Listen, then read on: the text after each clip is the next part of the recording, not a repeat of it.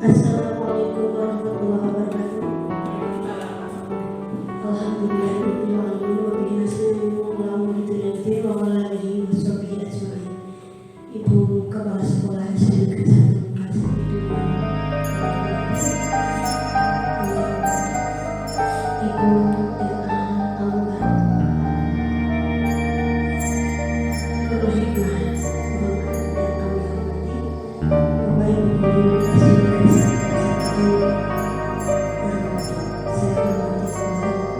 Alhamdulillah, panjatkan puja dan puji syukur atas kehadiran Allah Subhanahu wa Ta'ala yang telah melimpahkan bermacam-macam nikmat, terutama kesehatan kepada kita semua. Shalawat serta salam dicurahkan kepada junjungan kita Nabi Muhammad Sallallahu Alaihi Wasallam dan sahabatnya di seluruh dunia. Alhamdulillahirobbilalamin, mohon maaf ini acara berbeda dan harus saya buat. Ini pada kesempatan hari ini perkenalkan dulu, sudah kenal semua ya. Nama saya di sana ada Nadi. Ya, sebelumnya saya akan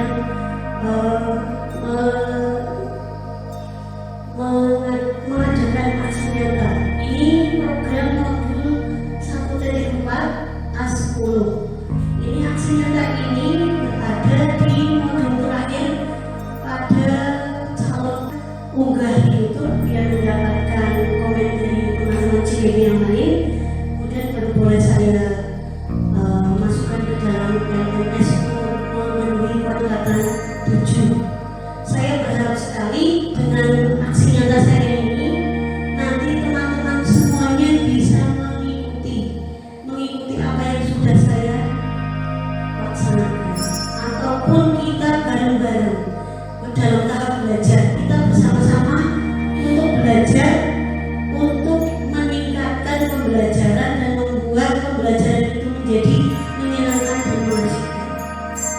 Demikian Bapak Ibu perkenalan dari saya dan materi apa yang saya sampaikan hari ini. Di sini pertama kali saya akan menyampaikan tentang aksi nyata modul sudah baca semua, menyebarkan penerapan budaya positif dan kesepakatan kelas.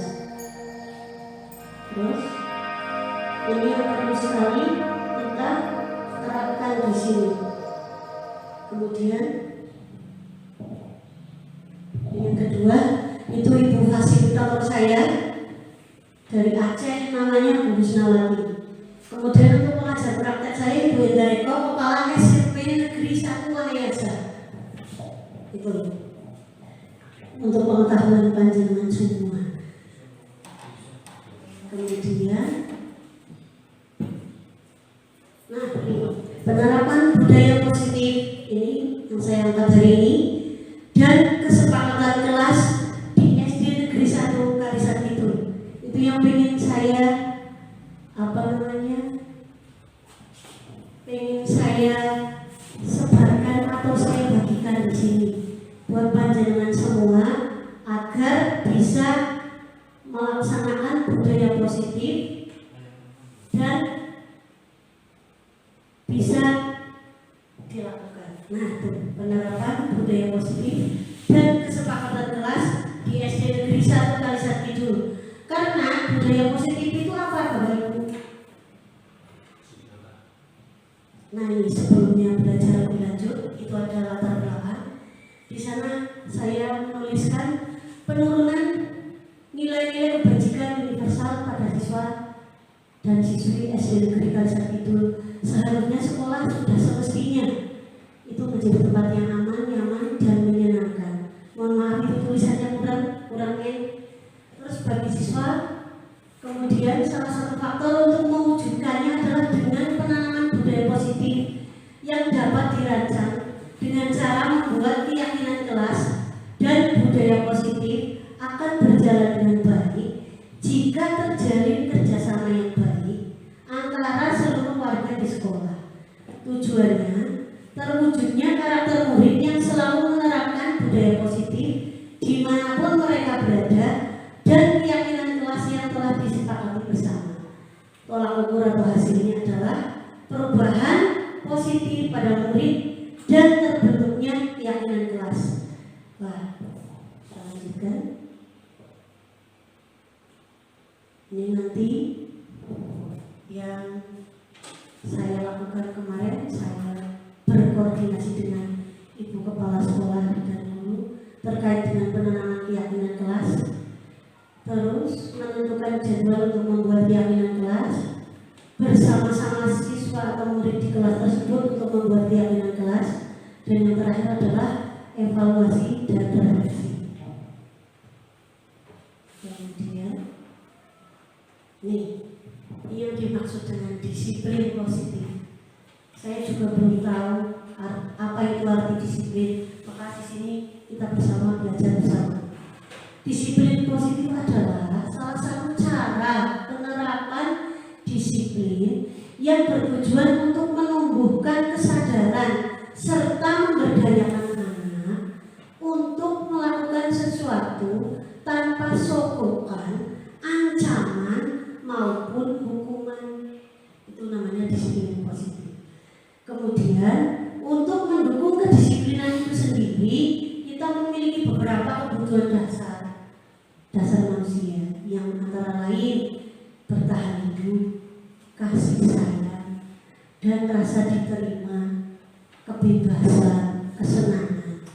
Jadi kita melihat anak di sini dibebaskan, jangan dikekang. Nah, itu mereka merupakan suatu kebutuhan dasar.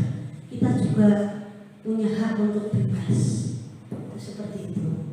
Tentang disiplin positif. Kemudian, untuk melakukan disiplin positif kita harus memiliki motivasi diri. Mau melakukan disiplin positif, kalau tidak ada motivasi diri, tidak akan terwujud, Bapak Ibu semua. Yang pertama, motivasi diri ini adalah dorongan yang timbul pada diri seseorang secara sadar atau tidak sadar melakukan suatu tindakan dengan tujuan tertentu. Yang kedua, menghindari ketidaknyamanan dan hukuman. Murid melakukan disiplin diri karena ia takut dihukum, dan ini merupakan motivasi dari dalam atau ekstrinsik.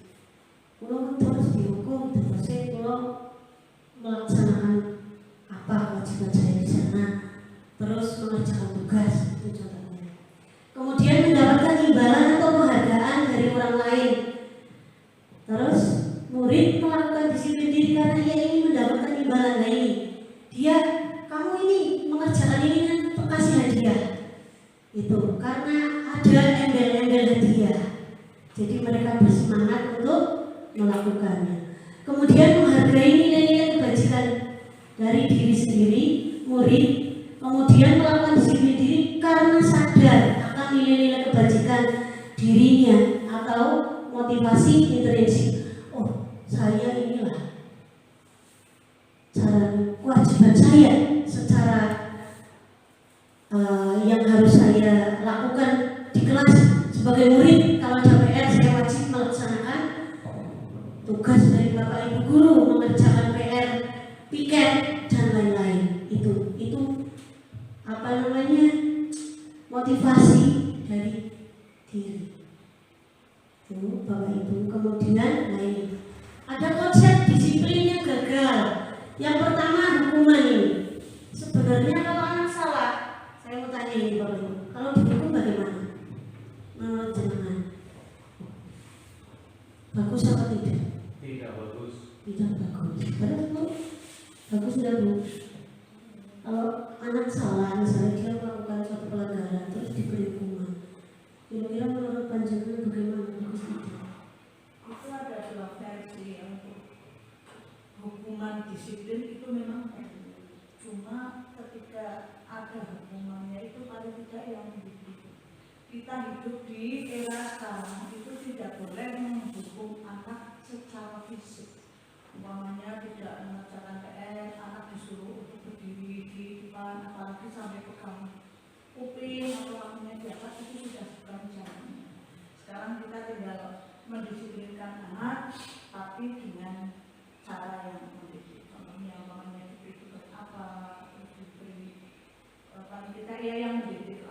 bisa menerjemahkan seperti apa pendidikan yang Iya, terima kasih Bu.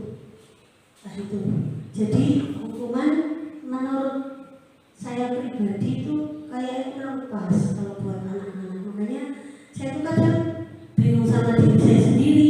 Ini anak melakukan pelanggaran, tapi kalau saya cari-cari mengapa sebabnya, kenapa dia seperti itu, mengapa dia berbuat seperti itu, alasannya apa.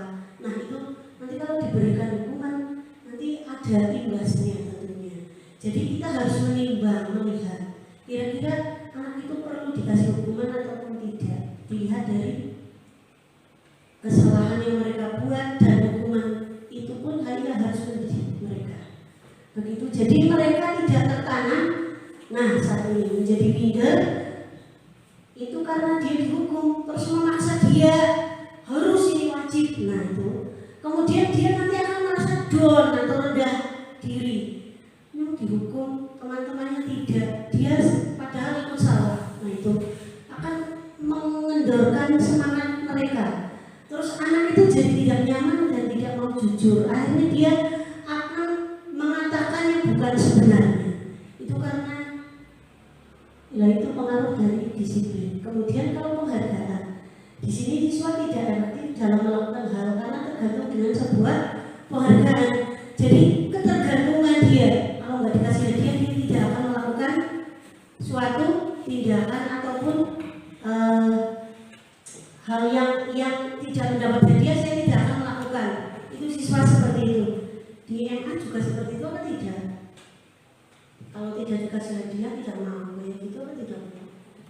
Oh beda-beda. Wah terus ini lanjut. Nah di sini kita belajar lagi hal yang termasuk dalam disiplin dan nilai-nilai universal itu ya di depan tadi. Lah nilai-nilai universal di dalamnya terdapat sikap murid, ini ada 9 pilar karakter dan lainnya. Pada setiap bagian di dalam nilai universal ini memiliki penjelasan masing-masing. Yuk simak bagaimana penjelasan di dalamnya ini. Nih, ada sikap murid yang toleransi, rasa hormat, integritas, mandiri, menghargai, antusias, empati, keingintahuan, kreativitas, kerjasama, percaya diri dan komitmen. 9 pilar karakter seperti ini, cinta Tuhan dan segenap ciptaannya, kemandirian dan tanggung jawab itu yang dimiliki oleh siswa kita. Pilar karakter lainnya seperti kejujuran, diplomatis, hormat, dan santun, dermawan, suka menolong dan gotong royong, percaya diri, kreatif dan bekerja keras, kepemimpinan dan keadilan, baik dan rendah hati, toleransi, kedamaian dan kesabaran, itu semuanya dimiliki oleh siswa kita. Ya, kita dulu pernah jadi siswa juga memiliki hal yang seperti itu. Itu yang termasuk dalam disiplin dan nilai-nilai yang universal yang dimiliki oleh setiap manusia. Nah, di samping ada nilai-nilai universal, ada juga nilai kebajikan. Di sini nilai kebajikan atau nilai universal ini adalah sifat positif manusia yang merupakan tujuan mulia yang ingin dicapai setiap individu, dan nilai tersebut bersifat universal dan lintas bahasa, suku bangsa, agama maupun latar belakang. Dan nilai universal sendiri ini bersifat umum. Ini sering dikait-kaitkan dengan agama, perbedaan antara agama kerap dijadikan alasan orang untuk bertindak intoleran. Begitu juga dengan berbagai cara masing-masing agama itu melakukan kegiatan yang termasuk dalam hal berpuasa. Kita harus saling menghormati. Itu bagi umat muslim khususnya kalau yang berpuasa. Kemudian ini lanjutnya memupuk akhlak baik yang tercermin dalam sikap dan perbuatan sesuai kodrat, hakikat dan martabat diri dengan prinsip kemanusiaan yang adil dan beradab sebagai kesadaran sikap dan perbuatan yang berangkat dari akal, budi dan hati nurani. Kemudian memberikan apresiasi terhadap nilai kemanusiaan yang telah dihasilkan seseorang dalam hal apapun, misalnya produk, industri, informatika ataupun karya seni, berbuat baik kepada sesama manusia, Contoh siswa kita menghasilkan sesuatu, kita hargai, kita beri nilai mereka, kita apresiasi, jangan dibiarkan saja karena mereka membutuhkan itu. Seperti itu. Terus selanjutnya ini, nah ini saya punya gambar ini. Dari gambar 1 dan 2 ada sesuatu hal yang perlu diungkapkan. Bapak Ibu coba gambar 1 tentang apa itu? Ada yang aneh dari gambar 1? Coba tepak gambar. Disiplin yang kedua mengantuk saat sudah belajar mengantuk. Itu termasuk disiplin positif. Nih, nanti setelah ini masuknya menjadi keyakinan kelas. Berarti kalau sudah punya keyakinan kelas, mereka tidak akan melakukan hal seperti itu. Ini saya punya 2 kasus. Kemudian, nih, cara menyelesaikannya dengan segitiga restitusi. Itu segitiga restitusi berarti dicari mengapa, bagaimana, alasannya apa, terus nanti tindak lanjutnya bagaimana. Itu tentang segitiga restitusi. Jadi saya mengucapkan banyak terima kasih kemarin yang sudah menerapkan seperti saya itu Pak Trisno di kantor. Mereka Pak Trisno memanggil mereka kelas 3 yang melakukan sebuah tindakan yang ya kurang pantas lah. Ini menggunakan segitiga restitusi. Bapak Ibu, saya kenal ini juga di guru penggerak.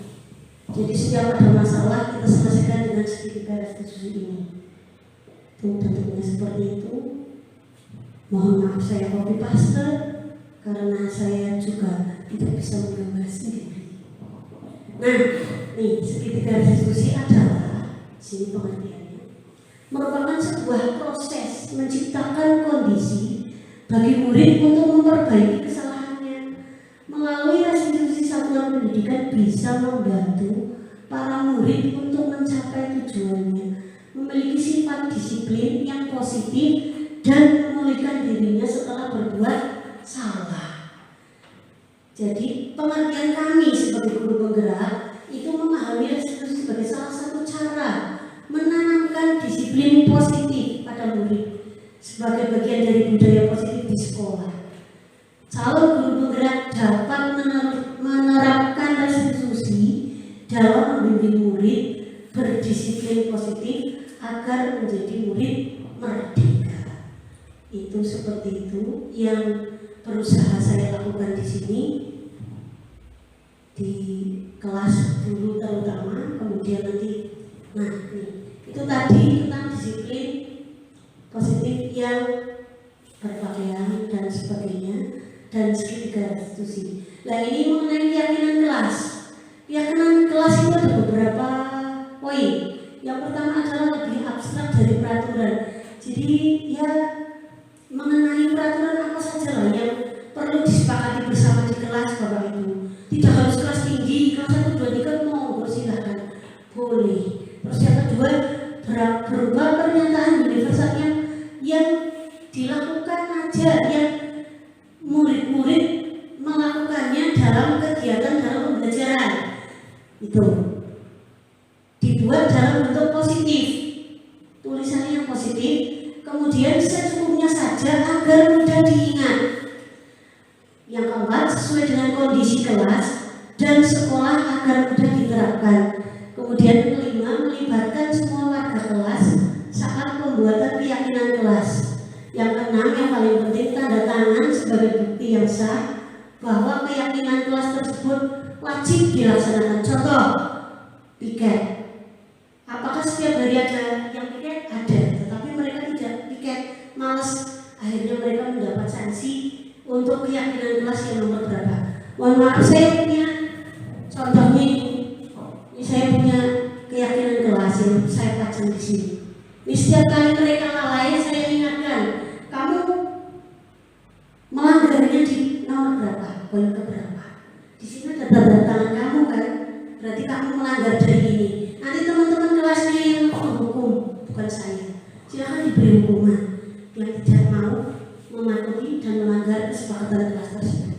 Itu punya saya, monggo kelas yang lain silakan. Dan saya lihat di kelas sudah ada.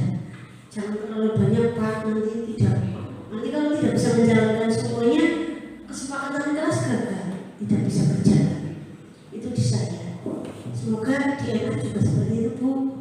Nanti anak-anaknya jadi betah di sana.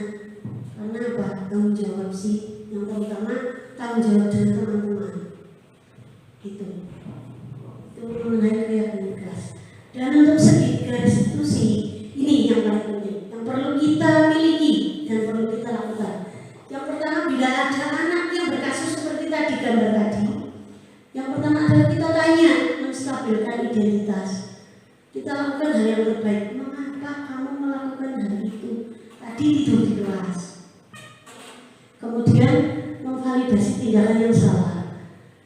Kenapa kamu tadi ngantuk di kelas? Nanti dia akan memberi alasan pasti. Maaf Bu, saya main game. Nanti saya akan menjawab. Nanti saya tayangkan slide-nya. Kemudian menanyakan keyakinan kelas. Di sana ada keyakinan kelas kan? Kamu tidak boleh pada saat pelajaran tidak boleh tidur. Nanti kamu melanggar nomor berapa? Itu nanti dia akan merasa oh saya melanggar. Nanti saya harus bagaimana? Itu seperti itu. Kemudian, nah ini untuk segitiga restitusi, setiap bapak ibu guru wajib memiliki 5 posisi kontrol. Tetapi monggo jangan di tempat yang mana. Dalam segitiga restitusi ada 5 bagian. Pada saat anak-anak melakukan kesalahan, kita ada di posisi mana. Yang pertama itu penghukum. Penghukum itu patuhi aturan. Dia tegas, kenceng omongannya, terus anaknya mesti akan merasa tertekan dia. Patuhi aturan sekolah, lalu membuat barisan terpisah. Kamu tidak memakai pakaian lengkap. Nah itu sebagai penghukum yang sering saya lakukan sebenarnya itu sebenarnya di sini. Kemudian membuat rasa bersalah. Membuat rasa bersalah ini kenyataannya baik-baik saja. Berapa kali guru sudah mengingatkan kamu itu, nanti dia akan merasa oh iya saya bersalah. Begitu. Kemudian menjadi teman. Ayolah yang tertib, yang rajin, yang rapi. Buat saya menjadi bangga sama kamu. Itu teman. Kemudian untuk menjadi pemantau. Kamu sudah melanggar dan kamu juga tahu konsekuensinya atau kamu tahu hukumannya. Itu sebagai pemantau. Kalau sebagai manajer, apakah kamu tahu kesalahan kamu? Kira-kira bagaimana kamu akan memperbaiki kesalahan ini? Nah itu, monggo jenengan kalau di kelas ada anak yang bermasalah, mengerti segitiga restitusi, jenengan mau menjadi penghukum, membuat rasa bersalah, teman, pemantau atau manajer. Itu nanti buat apa ya? Referensi dan dipraktekkan di kelas. Sedikit tapi mudah-mudahan mengena. Nah ini saya setelah nanti ini sebenarnya setelah saya tanya ya sama anak-anak ini, nah nanti itu saya minta dia untuk memberikan umpan balik. Nah nanti dulu sebentar, ini kok banter sekarang. Sebentar lagi, sebentar. Nah ini umpan balik. Nih, ini tadi anak yang tidak memakai alat atribut, dia akan mengatakan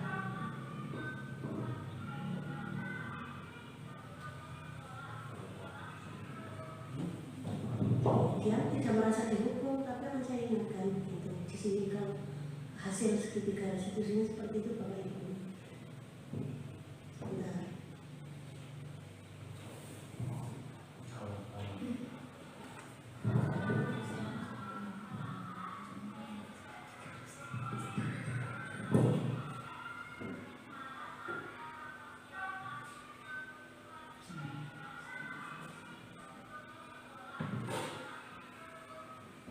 Dia mau saya terima kasih dulu gitu. Ini juga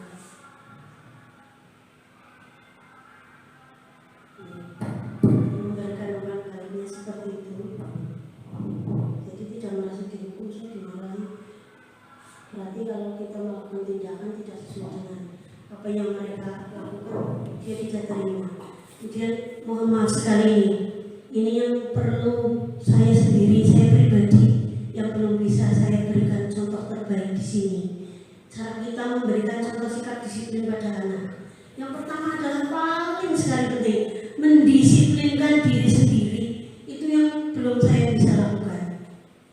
kemudian membuat tata tertib atau peraturan. Itu sudah ada, tetapi karena kadang kita manusia yang banyak sekali kendala dan gangguan yang tidak kita ketahui saat itu. Jadi itu yang membuat saya menjadi agak tidak bisa memberikan contoh yang baik.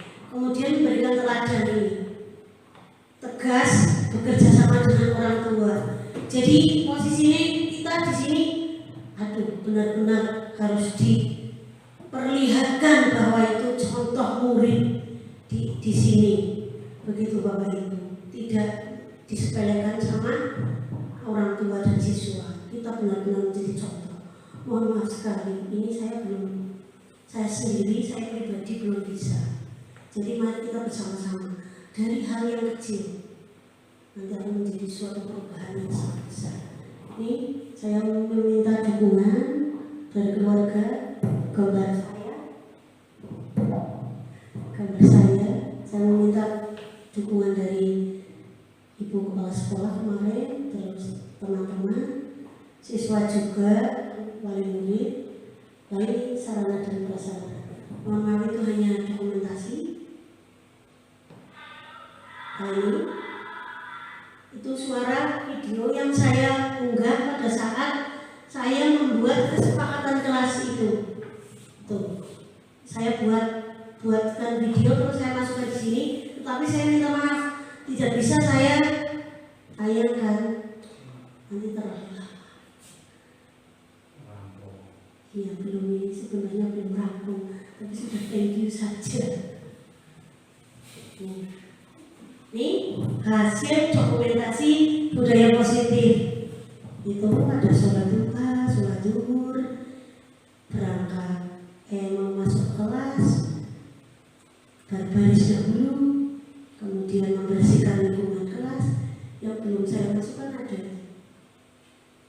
senam pagi, membaca apa itu namanya?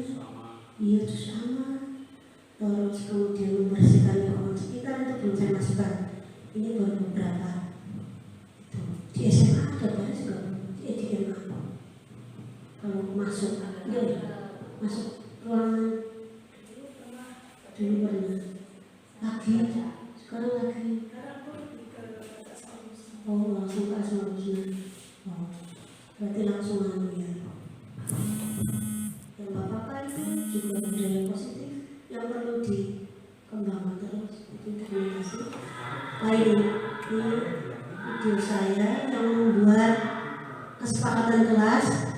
Ini saya dan Bu Amal, saya minta izin kemarin. Terus ini saya dan anak-anak sedang membuatnya ini dokumentasinya.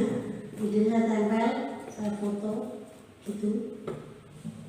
Nanti jangan praktekkan di kelas semuanya. Pokoknya saya hanya di sini berbagi, kita bersama-sama. Nah, untuk kegiatan tadi refleksi budaya positif yang sekilas saya sampaikan, ini nanti saya akan berusaha lah. Pertama kali yang saya lakukan adalah mengidentifikasi kebutuhan dasar setiap murid. Kemudian saya sudah membuat keyakinan kelas ini untuk mendorong kedisiplinan mereka. Kemudian saya akan mencoba memposisikan diri saya pada posisi kontrol sebagai manajer di kelas. Itu yang paling penting. Dan pada saat murid melakukan kesalahan, saya akan menerapkan restitusi sebagai proses kolaboratif dengan murid, bagaimana ia mencari solusi untuk masalah dan membantunya berpikir ini seperti apa yang mereka inginkan dan bagaimana mereka harus memperlakukan orang lain. Itu